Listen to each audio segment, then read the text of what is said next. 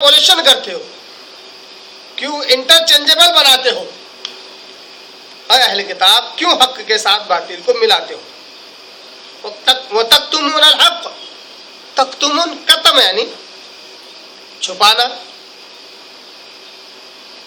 تکتمون قتم یعنی چھپانا، وَتَكْتُمُونَ الْحَقَّ، اور حق کو کیوں چھپاتے ہو یا تم حق کو چھپاتے ہو؟ وَأَنْتُمْ تَعْلَمُونَ، جبکہ تم جانتے ہو۔ اس آیت میں اللہ تبارک تعالیٰ نے اہل کتاب کے دو بڑے جرائم کا تذکرہ کیا، دو بڑے جرائم کا اللہ نے تذکرہ کیا۔ پہلا جرم حق کے ساتھ باطل کو ملانا، حق کو باطل کے ساتھ ملا کر پیش کرنا، یہ پہلا جرم۔ دوسرا جرم حق کو چھپانا۔ معلوم ہوا کہ حالانکہ حق کو باطل میں ملانے میں حق چھپایا جا رہا تھا، مگر اس سے کچھ نہ کچھ حق سامنے آ ہی رہا تھا، کیونکہ حق کے ساتھ باطل کو ملا کر حق اور باطل دونوں پیش کیا جا رہا تھا تاکہ کنفیوژن کریٹ ہو، تاکہ گمراہی جو ہے وہ اشکال میں بدل جائے، شک اور شبہ میں بدل جائے۔ جیسا کہ یہی آیت پچھلی آیت سے بھی جڑی ہوئی ہے۔ پچھلی آیت میں اللہ نے کیا کہا؟ وَدَّتْ طَائِفَةٌ مِّنْ أَهْلِ الْكِتَابِ لَوْ يُضِلُّونَكُمْ، کیا ہے محمد صلی اللہ علیہ وسلم، یہ اہل کتاب میں سے گروہ تو ایسا ہے جو یہ چاہتا ہے کہ تم کو گمراہ کر دے۔ وَمَا يُضِلُّونَ إِلَّا أَنفُسَهُمْ وَمَا يَشْعُرُونَ، یہ اصل میں گمراہ نہیں کرتے ہیں مگر اپنے آپ کو گمراہ کر رہے ہیں۔ تو گمراہ کرنے کی جو خواہش ان کے اندر تھی وہ کیسی تھی؟ کنفیوژن کریٹ کر کے، شک اور شبہ میں مبتلا کر کے۔ اس لیے ہم نے پچھلے درس میں یہی کہا تھا کہ جو رہبر جو ہوتا ہے وہ راہگیر کو کسی شک اور شبہ میں نہ ڈالے، اگر ڈالتا ہے تو وہ رہبر نہیں ہے۔ اسی سے میں نے علماء مفتیان کرام سے جڑی بات میں نے کہی تھی، کیونکہ چونکہ یہ آیتیں بالخصوص اہل کتاب کے علماء اور مشائخ سے ہی جڑی ہوئی ہے، جیسا کہ پچھلی آیتیں بھی انہی کے تعلق سے بالخصوص ہے، ان کے عوام سے بھی مخاطبت ہے ضمنی طور پر، مگر اصل اس میں مخاطبین کون لوگ ہیں؟ اہل کتاب کے علماء اور مشائخ۔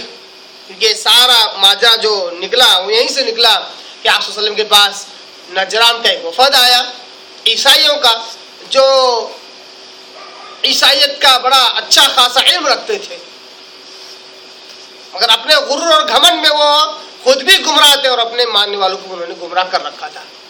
تو اس میں اشارہ مخاطبت ان لوگوں کی طرف ہے جو علم رکھنے والے تھے، جو سربراہ تھے، جو علماء اور مشائخ تھے اہل کتاب کے۔ تو اللہ نے انہیں آیت نمبر 69 میں بھی یہی کہا کہ یہ چاہتے ہیں کہ تم گمراہ ہو جاؤ، اس لیے تمہیں کنفیوژن میں ڈالتے ہیں، شک اور شبہ میں مبتلا کرتے ہیں۔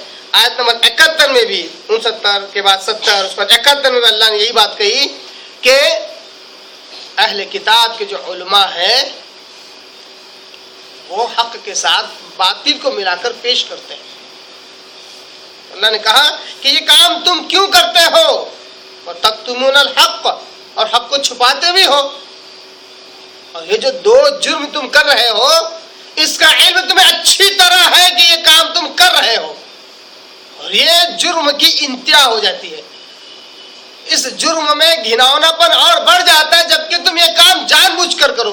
اگر کوئی شخص انجانے میں اس سے یہ کام ہو جائے کہ حق کو باطل کے ساتھ ملا کر پیش کرے یا حق کو چھپائے تو وہ گناہ اس گناہ سے کمتر ہے جس میں جان بوجھ کر کیا جائے۔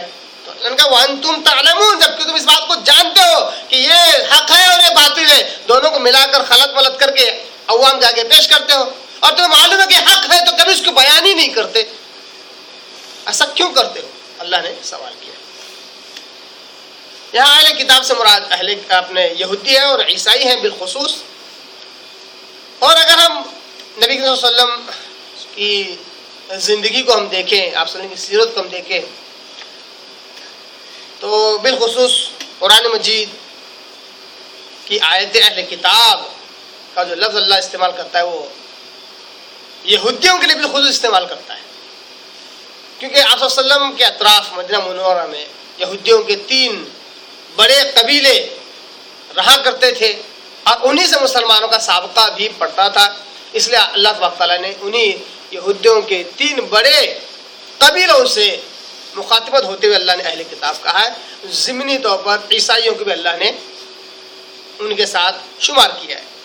تو اس آیت میں بالخصوص یہودیوں کی اس گھناؤنی حرکت پر اللہ نے تنبیہ کرتے ہوئے کہا کہ اے یہودیو تم حق کے ساتھ باطل کو کیوں ملاتے ہو؟ حق کے ساتھ باطل کو ملانے کا کیا مطلب ہے؟ ایک مطلب یہ ہے کہ یہودی لوگ مسلمانوں کے آگے جب کوئی بات کرتے تو کچھ باتیں ان کی سچ بھی تھی تو اس میں جھوٹ ملا کر پیش کرتے، کیونکہ نبی صلی اللہ علیہ وسلم نے کبھی یہ نہیں کہا کہ اہل کتاب اگر کوئی بات تمہارے آگے رکھے تو اسے رد کر دو. آپ صلی اللہ علیہ وسلم نے یہ نہیں کہا، بلکہ یہ کہا کہ اگر اہل کتاب تمہارے آگے کوئی بات رکھے تو نہ ان کی بات کا انکار کرو نہ ان کی بات کا اقرار کرو، کیونکہ وہ اہل کتاب ہیں. بعضی باتیں وہ ایسی بھی کہتے ہیں جو وہی ہوتی ہیں.